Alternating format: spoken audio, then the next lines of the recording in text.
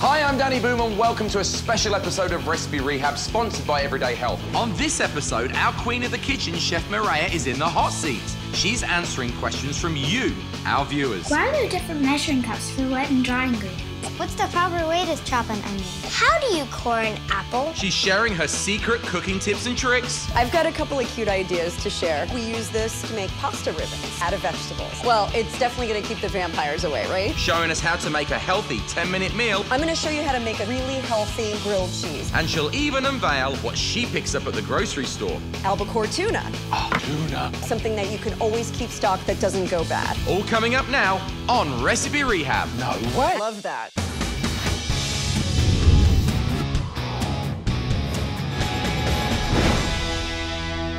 Let's welcome the master of the kitchen, Chef Mareya. So, Chef Mareya, we've got a ton of questions for you. Great. So we're going to jump straight in. Okay. The first question comes from River.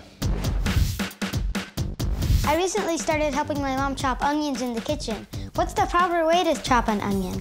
So what's the proper and safest way to cut an onion? Well, back in the day, I used to wear my sunglasses when I would chop onions so I wouldn't tear, but I'll leave the glasses off today. Okay. So I'm gonna take the onion, and really important, when you're chopping an onion, you've got your sharp knife, and you've got this onion that's moving around to tuck your fingertips in so you don't slice them. So I'm gonna start by just chopping it down the middle, and then I'm gonna make cuts across the top, just like this. Okay. And then I'm gonna take the knife and I'm gonna go back the other way. So I'm basically making a crisscross here. And then I can take my onion and cut it this way down. And you've got the perfect dice, just like that. Well, that's a very handy hint. Our next question comes from Sheridan. I love baking muffins with my mom, but I always look in the oven. I wonder what makes the muffins rise.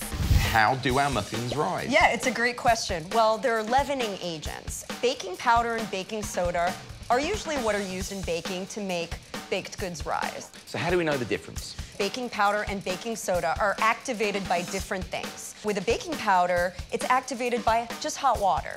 Baking soda with vinegar. And I can show you how that works if you'd like to see. It's science time on Recipe Rehab. It is. I love science in the kitchen. So I've got some baking powder here. I'll show you what happens. It starts to bubble. Okay. Just like that. So you know that's gonna work for you in your baked goods. If it doesn't bubble, then it's probably time to replace that baking powder. Okay. Now with the baking soda, this is activated by acid, and I've got some apple cider vinegar. Show you how that works. And the same thing. You know that those are good, and those will make your muffins rise. Okay. Now to our next question from Caroline. I usually help my mom set the table, and I always get confused with where the fork goes and where the knife goes. So do you have any tips for me? That we do, Caroline, that we do. We're here to help. Okay, so how do we lay the table? That's a great question, and I love that she's asking that because it's really fantastic to get kids into the kitchen, and this is a great way for them to help out at dinner time. So I'm gonna start with a placemat here. I've got my 2 plates here. Maybe you'd have one for your entree and one for your salad. It starts on the left and basically works in. So I'm gonna start with my salad fork and then my large fork. Right. And then, this is a fun trick. So the knife protects the spoon from the forks and it faces in. So that's a good way to remember that goes on the other side. So the teeth face in and then the spoon goes down. And then you can put your napkin in the middle, or you can also do this. I've got kind of a fun trick, just to make it a little fancy. Alrighty. I've got my napkin here, and I'm gonna take my silverware, and I'm just gonna bundle them up inside. So I'm gonna tuck it over, and just roll it up. Just like that. And then I'll take my ribbon, just gonna cut off a piece. And this is what I have my 7-year-old do, by the way. You know, sometimes I don't... Well, you have fancy dinners. Well, it makes it feel special, you know, add a little fun to it. So just like that. And the glass always goes on the right.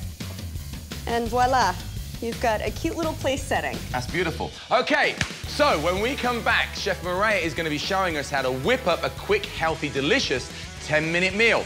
But first, it's time for you to check out a Recipe Rehab pop quiz question. Drinking large amounts of soda can lead to cavities and other teeth problems because soda has a lot of what ingredient? Is it A, salt, B, sugar, C, water, or D, fat? The answer when we return to Recipe Rehab. Don't go anywhere.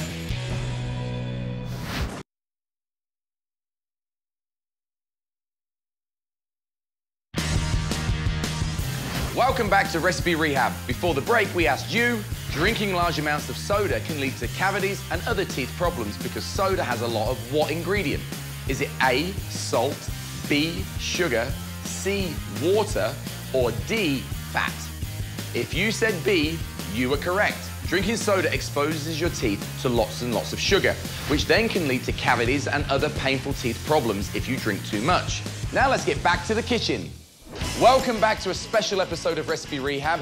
We are here with Chef Mareya. She's one of our favorites and a Recipe Rehab veteran. But today she's not competing, she's answering all your questions and sharing her top secret cooking knowledge.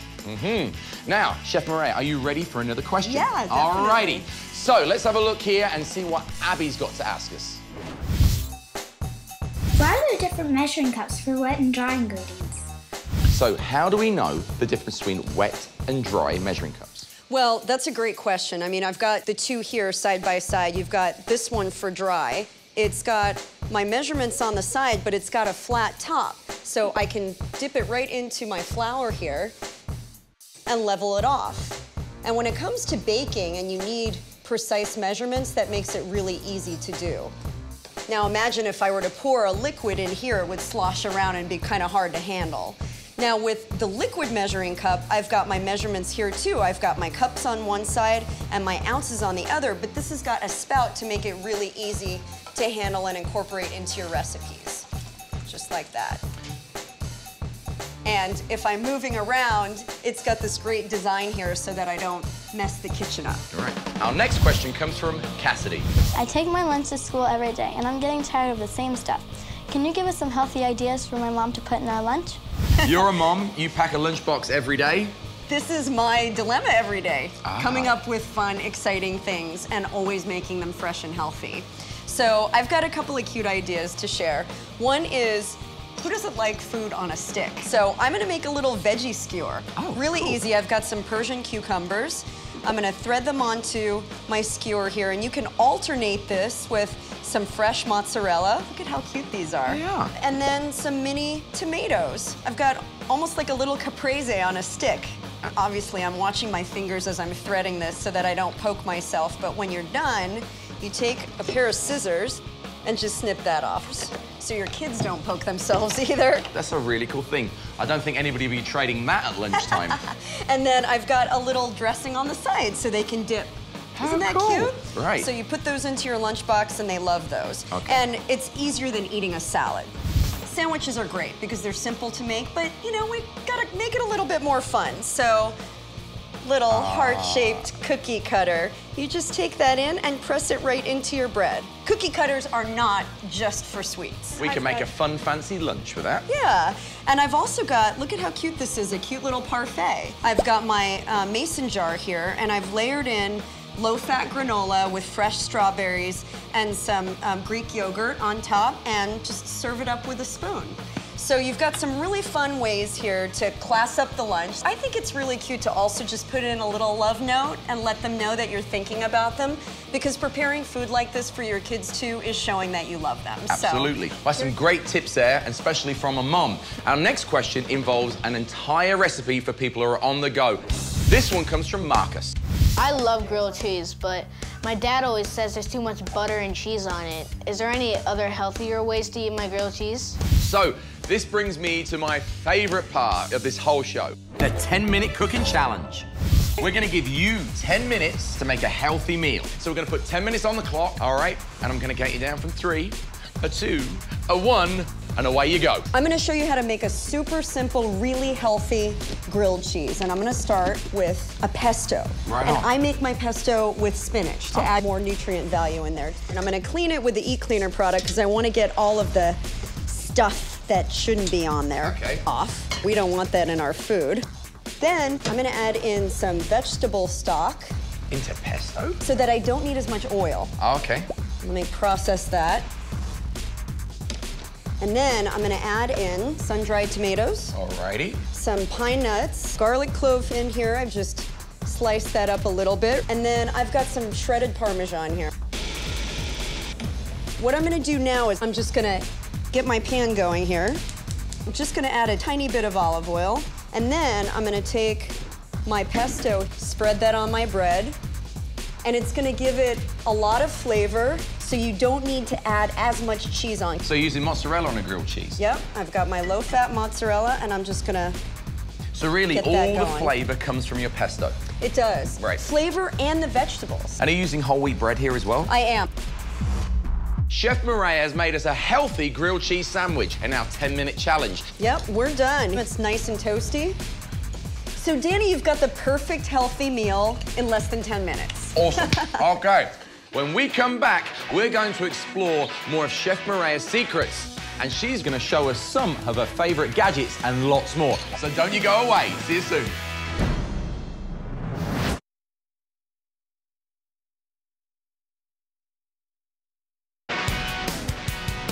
Welcome back to this special episode of Recipe Rehab. Chef Mareya is with us and she's letting us in on all her secret cooking tips and tricks.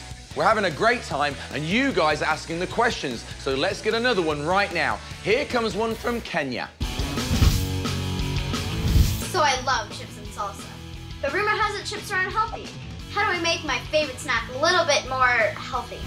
That's a really good question. Yeah, chips and salsa are a staple, you know? And we can't sacrifice flavor when it comes to chips, right? No, but you can make a healthy chip. Okay. I love pita chips. These are actually whole grain, so you've got the fiber in them, which makes you fuller faster, which is good. And then I love to serve them with hummus, which is also high protein, made with garbanzo beans. And then salsa is actually really good for you. There's nothing wrong with salsa. Got tomatoes, onions, garlic, different spices, some peppers in there. And then if you serve that with some tomato slices, you pretty much got the perfect balance of protein, vegetable, and carbohydrate. There you go, Kenya. Ditch the normal fatty chips and go for the baked pita chips. Okay, our next question comes from Edda. I love gardening. Are there any herbs I can plant in a pot in my house so I can use them for cooking? Awesome question. Love that. Right on. Love fresh herbs. So I've got some great herbs that she can plant indoors. I've got some thyme, some fresh mint, and rosemary. And they're so fragrant and just smell that. I mean, they add so much to your dishes without any fat. You can keep these by your windowsill, and the more you use it, the more you trim it down, the more full it will grow. Okay, there you go. So there you go, Edda. If you want some fresh herbs in your house, go for the woodier herbs, keep them on the windowsill and use them as many times as you can so the herbs just keep on growing. Our next question comes from Sierra. I really want to become a chef when I grow up. Do you have any tips for me?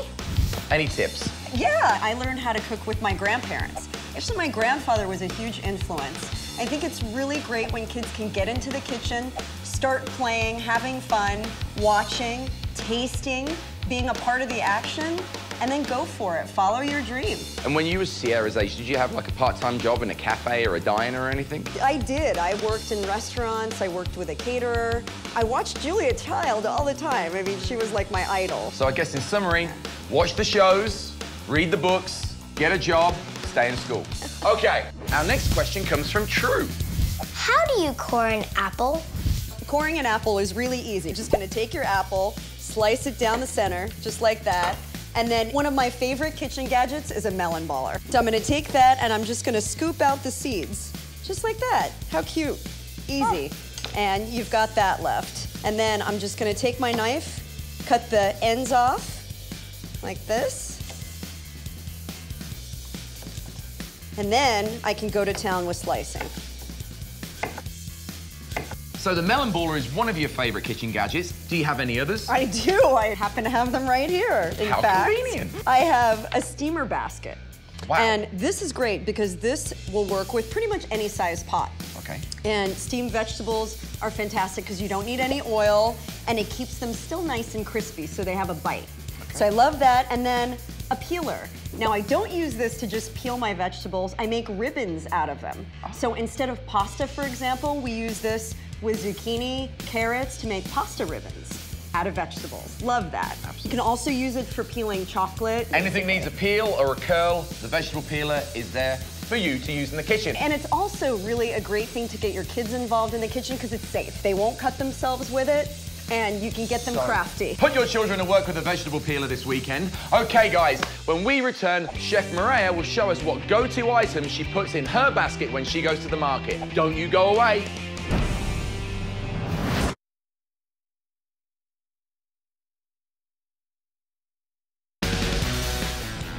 Welcome back to a special edition of Recipe Rehab. We're here in the kitchen with Chef Mareya. We've put her in the hot seat and she's been answering lots of different cooking questions. But before we get to my other favorite segment of the show, Chef, what's in your basket?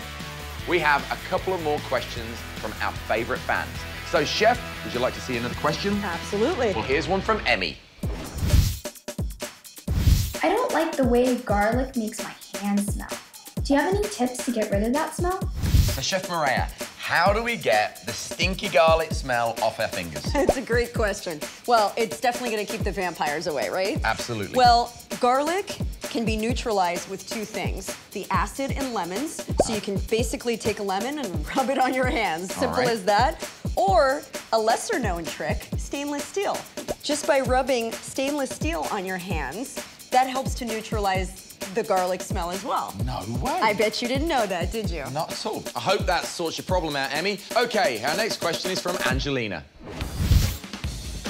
When I come home from school, I am starving. What's a good healthy snack to eat? So Angelina wants to know what's a good healthy snack to come home to. Okay, that's a great question because kids are always hungry when they come home. Absolutely. So I'm gonna make my own little party mix here. I've got some whole grain pretzels and some cheese crackers. These are also whole grain. You hear me saying whole grain all the time. It's important that kids get that fiber in their diets. And then peanuts. If you don't have a nut allergy, this is a great source of protein. I'm gonna throw some of those in, and then finally, a little bit of sweet. I've got some dried apple rings. You wanna try one of those? They're really tasty. Actually, they look like marshmallow rings. And kids can put them up to their eyes too and play with them. So we've got a healthy little snack for the kids when they come home. Okay, there you go, a healthy after-school snack, Chef Mareya. So have you got time for one more question? I do, I can do it. Awesome. This next one comes from Natasia. Whenever I go to the grocery store, I never know what to buy. What do you think I should buy and always keep in my pantry? Here's one of my favorite segments of the show. Chef, what's in your basket? Okay, in my basket, must-have items that I always have stocked. I've got brown rice pasta. This is really tasty, high in fiber, and doesn't make you feel overly full. I've also got zucchini. Now, I told you about the peeler and making zucchini ribbons.